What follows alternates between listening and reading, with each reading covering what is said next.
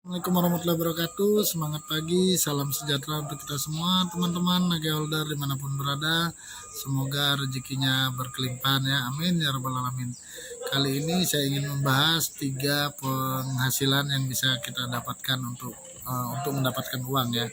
Nah, yang pertama yaitu penghasilan dari active income.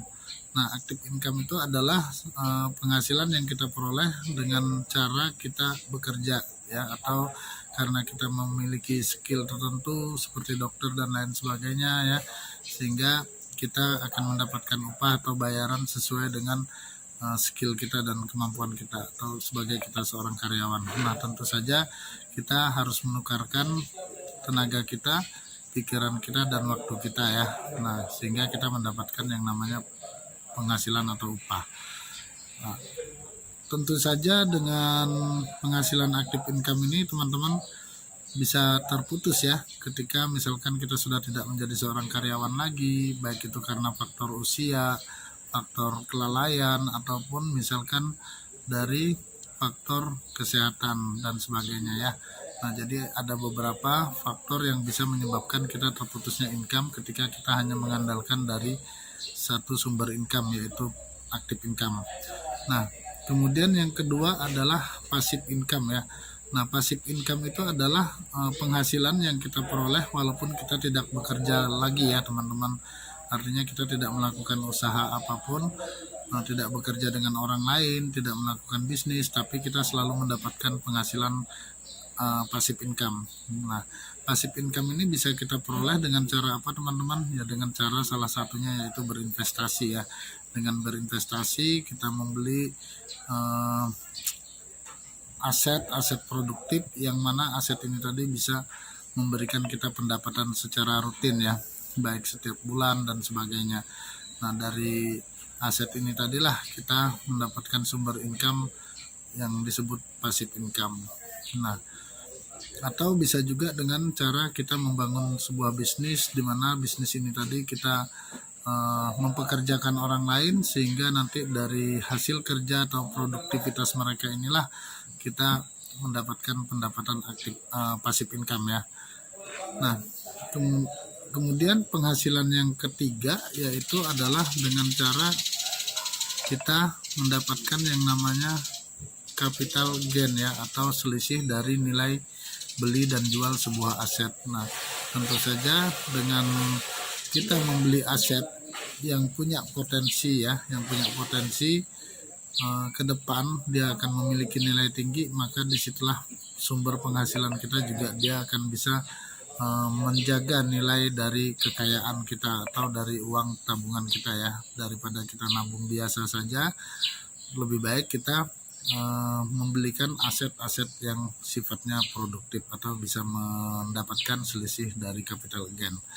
Nah, yang passive income ini teman-teman tentu saja kita misalkan kita mendanai sebuah proyek perusahaan ya, kita berinvestasi, membeli saham dan sebagainya, sehingga kita bisa mendapatkan tadi yang namanya penghasilan pasif dari dividen maupun profit sharing yang dibagikan oleh perusahaan setiap bulan atau setiap tahun dari keuntungan perusahaan tersebut, tergantung besaran laba rugi proyek dari perusahaan tersebut ya.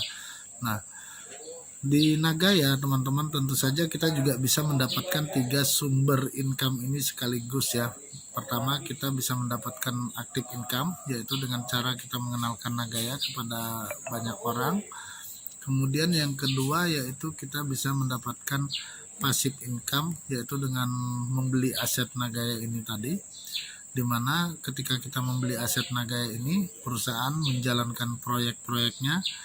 Nah, dari proyek ini tadi perusahaan akan membagikan sebesar 18% dari keuntungan proyek untuk dibagikan kepada seluruh pemegang Nagaya ya, yang sudah berhak menerima profit sharing atau pembagian hasil dari proyek. Nah, jadi kita setelah melakukan pembelian 3 bulan koin Nagaya kita simpan di akun portal kita, maka di bulan keempat atau 3 bulan setelahnya kita akan mendapatkan pembagian profit sharing yang pertama ya. Nah, jadi tergantung dari berapa banyak Nagaya yang kita miliki.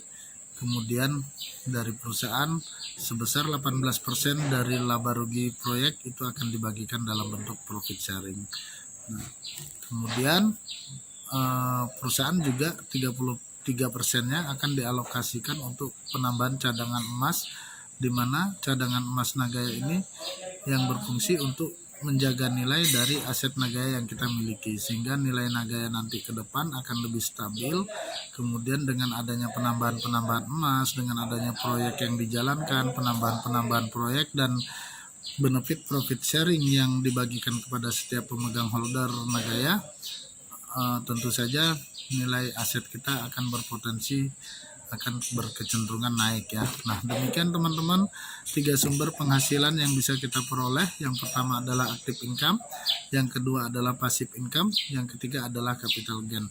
Semoga dengan kita memahami 3 sumber income yang kita peroleh ini, maka kita mulailah membangun aset kita dan kita semakin sejahtera bersama-sama di Nagaya ya.